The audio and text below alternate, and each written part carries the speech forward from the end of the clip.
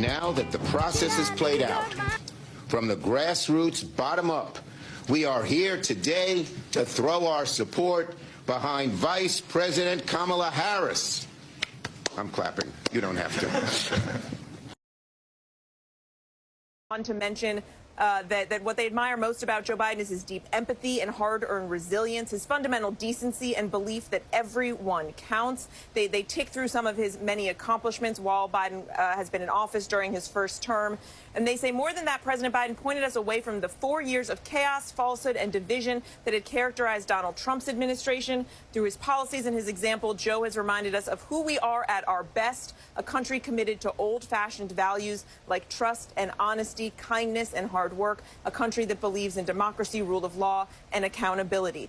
They praise his track record and everything that he has fought for throughout his life. He also says that he knows Joe Biden has never backed down from a fight, and for him to look at the political landscape and decide that he should pass the torch to a new nominee is surely one of the toughest in his life.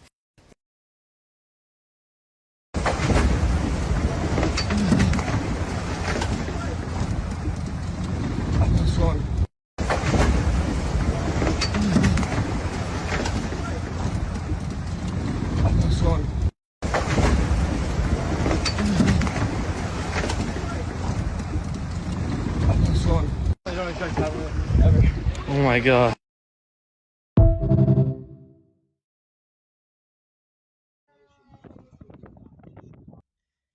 Happy Thursday to you all. There is so much going on in the news concerning who's going to be the next president of the United States. Still one of the most powerful positions in the world. And it seems that there are multiple people who have their eyes on the prize, namely Michelle and Barack Obama. Yes, Barack and Michelle Obama, they are not going anywhere. They have not gone anywhere. They are the first presidents to actually stay in Washington, D.C. After their presidency, their term was over, maybe to babysit Sleepy Joe. Biden did do his farewell address yesterday as far as passing the torch. Nothing learned. That administration is full of lies. So disappointed in what we have in office right now. But it seems that fight on between Barack and Michelle and Harris. They're not going into the night quietly. They're not accepting status quo. They're going to fight for the presidency. Let's read the tea leaves. Kamala Harris announcing she's dropping out.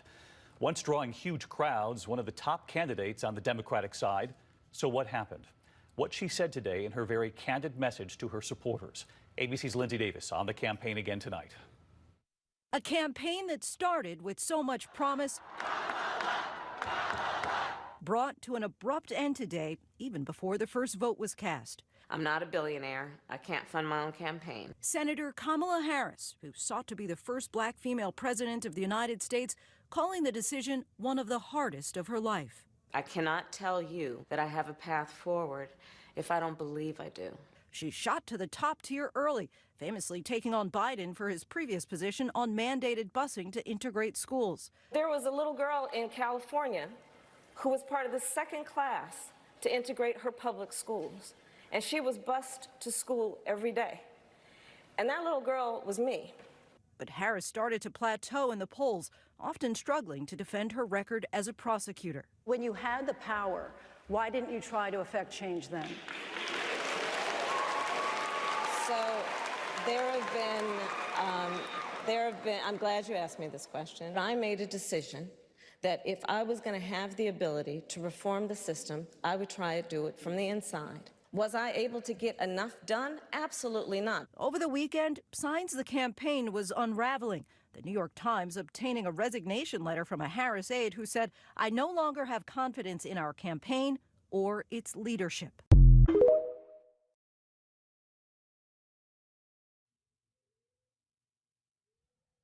So as you can see, a reminder there, it was not even a full term ago that we got a chance to see Kamala running on her own. Very, very ineffective. She did not garner any minority vote. She did not garner any majority vote.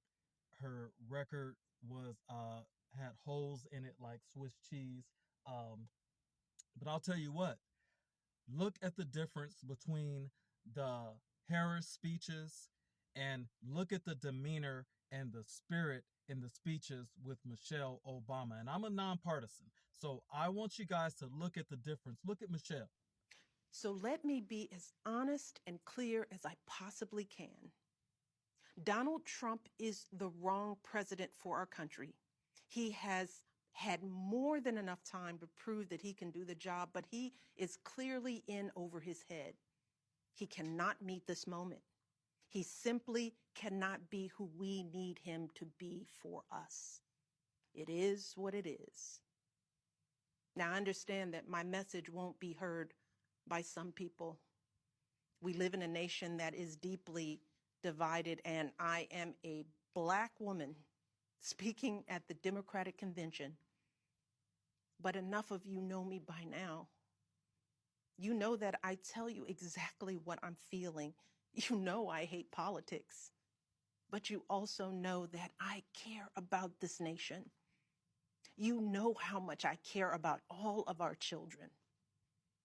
So if you take one thing from my words tonight, it is this. If you think things cannot possibly get worse, trust me, they can and they will if we don't make a change in this election. We have to vote for Joe Biden in numbers that cannot be ignored. Because right now, folks who know they cannot win fair and square at the ballot box are doing everything they can to stop us from voting. They're closing down polling places in minority neighborhoods. They're purging voter rolls. They're sending people out to intimidate voters, and they're lying about the security of our ballots. These tactics are not new. But this is not the time to withhold our votes in protest or play games with candidates who have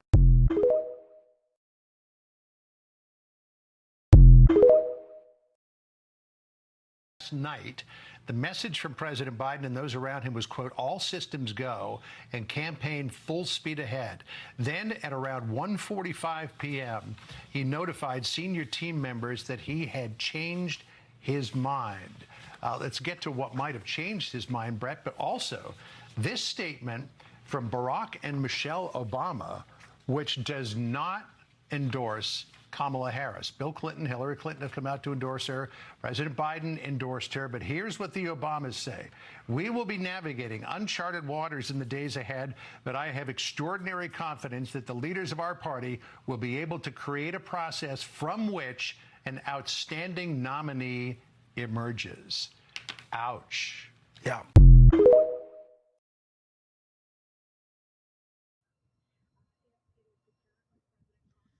So it shouldn't be a mystery why a smart, politically astute family like the Obamas would look at Harris and look at Trump and say, hey, we're going to lose. Why would we sacrifice a whole election?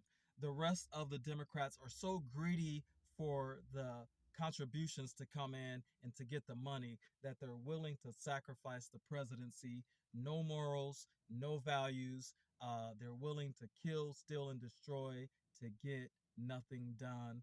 I kind of got to go with Barack on this one. I think Michelle would be a better candidate to go up against Donald Trump. Well, this is WD3. This is your news break, the Hill Report news break, your news station. You guys have a great rest of your Thursday.